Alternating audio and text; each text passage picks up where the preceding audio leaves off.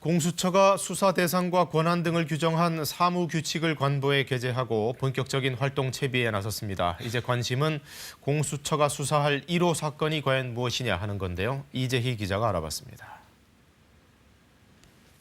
판검사와 경무관급 이상 고위 경찰 간부 등 공수처 수사 대상은 고위 공직자들입니다.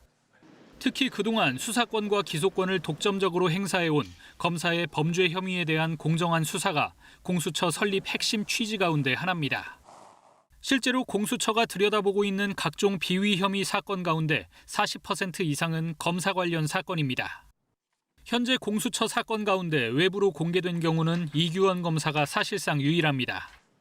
김학의 전 차관 사건에 대한 대검 진상조사단 조사 과정에서 허위 공문서를 작성했다는 혐의 등입니다. 최근 조희연 서울시 교육감의 특혜 채용 의혹 사건을 경찰이 공수처에 넘김에 따라 해당 사건도 공수처 수사 대상에 올랐습니다.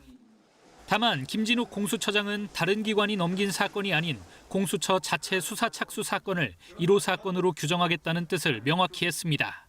1호 사건은 굉장히 상징적인 의미가 큰 것 같습니다. 그렇죠. 공수처가 완전히 수사 체계를 갖춘 다음에 그 시점에 신중하게 검토가 되어야 될 거고요. 첫 수사가 시작되더라도 난관이 많을 것이란 우려도 나옵니다. 공수처가 채용한 검사와 수사관은 각각 13명과 20명, 둘 다 정원보다 10명 적습니다. 한도인 12명까지 뽑겠다던 검찰 출신 검사도 4명 채용에 그쳤습니다.